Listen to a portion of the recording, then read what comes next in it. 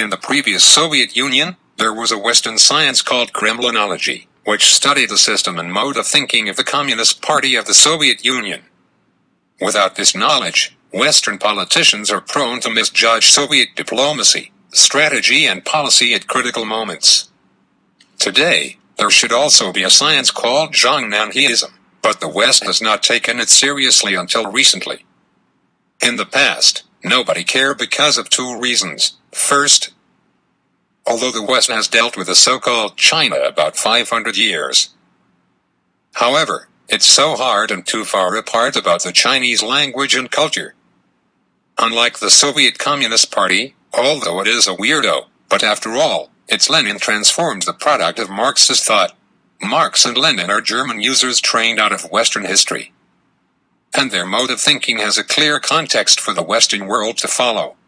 Second, because the Chinese communists are students trained by the Communist Party of the Soviet Union, the West is accustomed to using the model of the CPSU to understand the CCP, but they do not know that even in the early days of its development, core thinkers in the CCP have long fused the rebellious tactics of Chinese history, such as Liang Shenpo's guerrilla harassment war, with the struggle as the outline, organizational warfare, and United Front brainwashing of the CPSU integrated into one.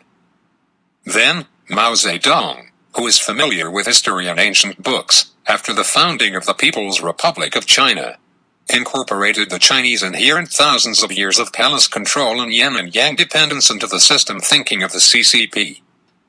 For Westerners, to understand such a fetus, its difficulty is no less than the request of the Qing dynasty Confucian scholars to understand Plato, Aristotle, Newton and Locke. No wonder the West can't realize the ZhongNanHaism. The study of ZhongNanHai is so complicated and profound that it can only come slowly. This article begins with an introduction to the thinking of the CCP in several stages, and then touches upon its essence and theory and succession in the future. In 1921, when the CCP formed the party, the dominant thinking was Marx's humanistic criticism of class economy and abhorrence of the traditional Chinese palace. Lenin's method of class struggle seemed to be the best implement tool. Some time later, the Communist Party discovered that capitalists and workers were not the main contradictions in China, but between landlords and tenants. Thus, fighting the landlords and encircling the cities by the countryside became the main tactics. Mao Zedong is a person who has got through the Chinese yin and yang thinking and Marx's dialectical, positive and negative thinking inherited from Hegel, so he can look up at the winning territories or lower his head to pretend to be someone's grandson. He could go to Chongqing to shout "Long live Chairman Chiang Kai-shek" when he failed, and then slowly attempted to turn defeat into victory. What is the mean by this story? If one day Xi Jinping comes to Washington shouting "Long live America," the world should not be surprised. After the founding PRC by the CCP, absolute power brought absolute internal struggle. The relations between comrades in the past immediately turned into those between ourselves and the enemy. So all the means previously used in the struggle against the Kuomintang were used in the struggle for internal leadership. The local cadres and the traditional country gentry forces were thoroughly cleansed through the 3 anti-5 evils, and even upgraded to the cultural revolution of the peasant uprising style. What is the contemporary significance of this? If one day outsiders discover that the anti-corruption and spiritual cleansing campaigns of recent years are nothing more than old films of the 3 anti-5 evils and the cultural revolution, the world should not be also surprised. The establishment of diplomatic relations between China and the United States is a complete betrayal of Marx's and Lenin's thoughts and the Soviet Union's Third International. The promoter was Mao Zedong, who once again unleashed his ability to flexible and the exchange of yin and yang. He also imitating the plan of Zhu Sheng, a Zhu Yuanzhang strategist in the Ming Dynasty, to lay down a 9-character strategy for China's dying moment. That is, digging deep, accumulating grain widely, and not becoming a king. The 9-character strategy was condensed into the key words in the hands of Deng Xiaoping. Hide your strength.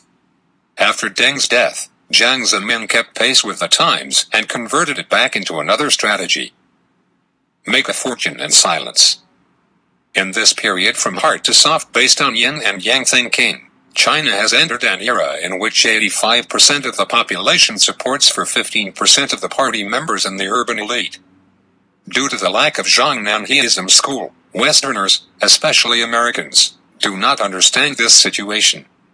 Except for a very small number of people, most people think that China is finally on the verge of modernizing its thinking, and the market economy and universal values are coming. To be continued.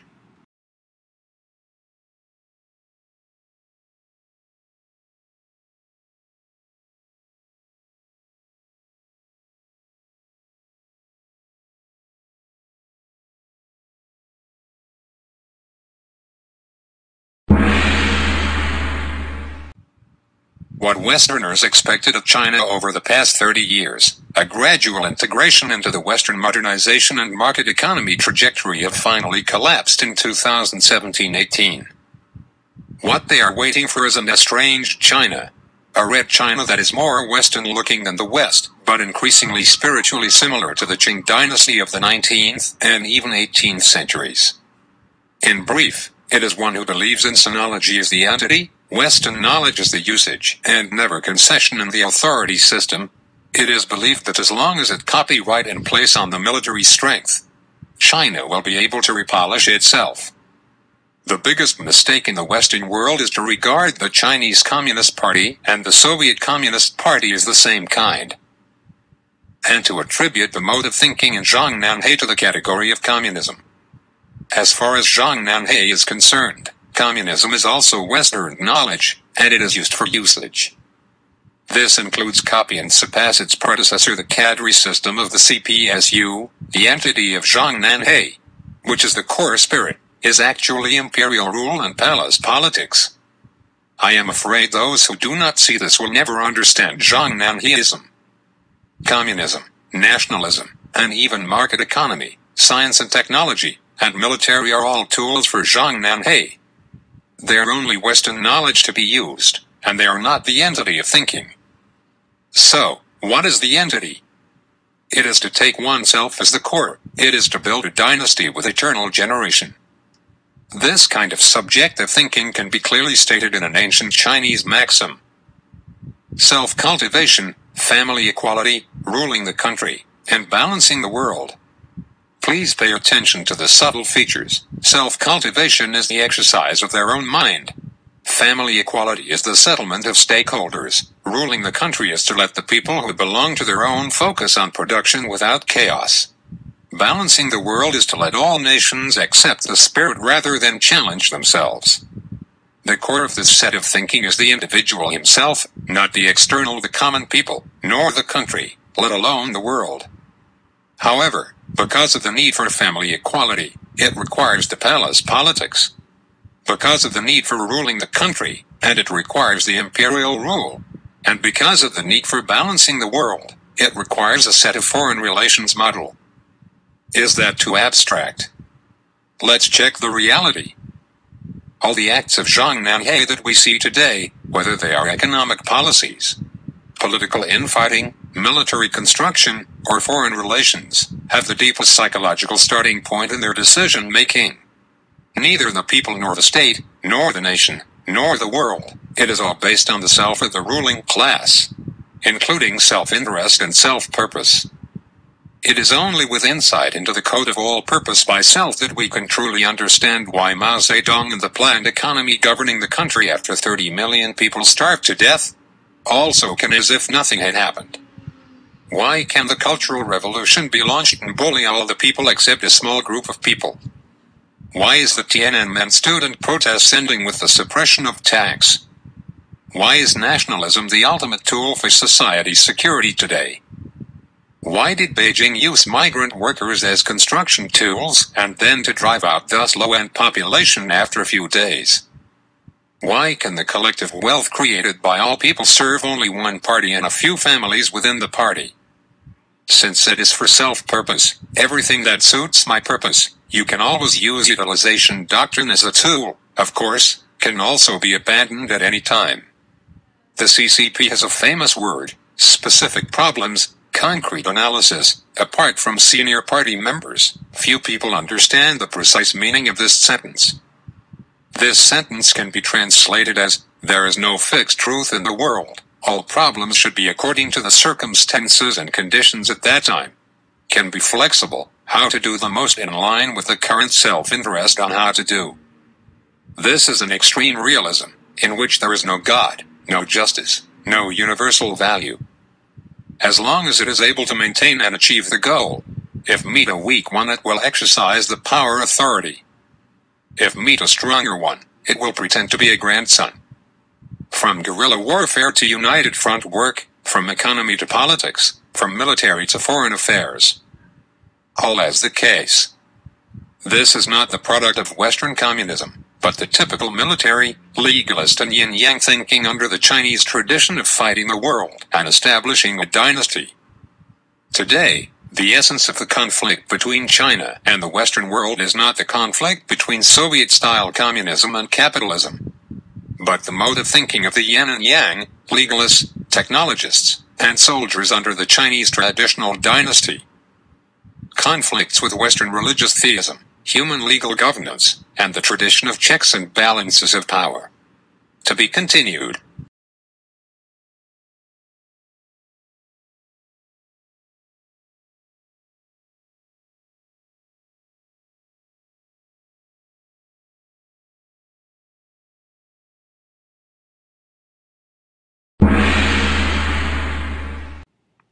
Another fundamental reason for the estrangement of Western experts thinking about ZhongNanHaism is that they have at best seen the imperial characteristics of the Communist Party of China, and do not know the relationship between the peasant personality in Chinese society and the Red Dynasty of the CCP.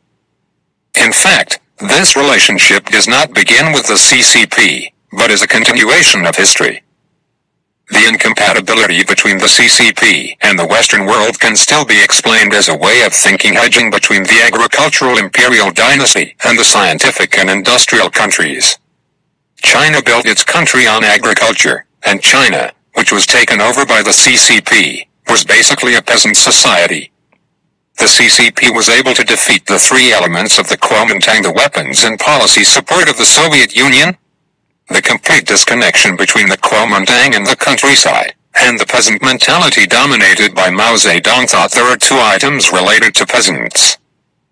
Therefore, it can be said that if we do not understand the peasants, we cannot understand the CCP. And if we do not understand the thinking of the peasants, we cannot understand the thinking of the CCP. The thinking of the Chinese peasants can be summarized as follows. 1. The world is zero-sum. There is only one bowl of rice. If you eat one more mouthful, I will eat less, and vice versa. 2. Fate lies in the sky. The wind and rain come from the sky, and man does not contend with the sky. 3. The environment is cyclical. From winter to spring, and from autumn to cold winter solstice. The timing of sowing and harvesting in the cycle is everything. 4. When things are bad, bear with them. When the rice is gone, eat the chaff, and when the chaff is gone, eat the soil. Peasant thinking, refined by wise people, has become the world outlook of Confucianism and Taoism. On the other side, legalism, which specializes in controlling peasants' thinking, has naturally emerged as the times require. For more than 2,000 years now, Confucianism, Taoism, and legalism have not been on an equal footing. In reality, it has always been the people with legalist thinking in the guise of Confucianism and Taoism in order to control the thinking of the peasants. To put it another way, the traditional Chinese imperial rule can be described as legalism as the entity, Confucianism, Taoism as the usage. This fact has not changed even when the founding of the CCP. In Mao Zedong's time, Lenin's communism was adopted, and the reform and opening up after Deng Xiaoping was carried out through Western technology and economic channels. Before and after Xi Jinping, an attempt to introduce Confucius and Mencius did not work. And then he returned to the Maoist route, forming a strange dance step of calling the sage and raised the banner of Mao Zedong, but walked the way of Deng Xiaoping. The CCP, which is dominated by legalism and imperial thought, naturally has to specialize in technique. The word technique covers everything from their own interests to control and influence skills, of all relevant elements from politics, economy and culture to the social governance, people's ideas. In a word, technique is the usage of legalism, and legalism is the entity of technique. The techniques are soft and hard. The hard one is the force threat, and the soft one is the united front. For example, about the soft one, in the control and influence of people's thought, the implementation of technique is called united front. Its connotation is to control and influence people's thinking mode through all the means without the bottom line, so that the three viewpoints, values, outlook on life, world outlook tend to conform to the interests of the party and make corresponding actions. The united front is not the dogma of the heart state.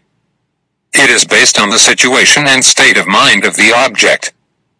The design of specific problems, concrete analysis, is designed to vary from person to person and change the bold trail because of the different things. Summing up the above, middle and lower articles in this series, the so-called ZhongNanHaism, or the core mode of thinking of the CCP, falls on three concepts: entity, usage, and technique. Entity refers to the legalism thinking that governs territories. Usage refers to starting from the fixed rights and interests of one person, one family, and one party, and regards anything in the world as a tool. Technique refers to the use or abandonment of tools by situation based on time, place, and people, in order to maximize power and interests. Understand through the essence of the three concepts of entity, usage, and technique. If we compare it with the three words carved on front door of the German Houses of Parliament: truth, goodness, and beauty, we can fully understand why Chinese and Western cultures are at odds with each other in their pursuit, and why China has become a reality-driven society, while the West has become a science-driven, religious, and art-driven society. Finally, by the way of digression, how much did Taiwan get rid of the entity, usage, and technique thinking? Will democracy and the rule of law fall into the tools for usage in Taiwan?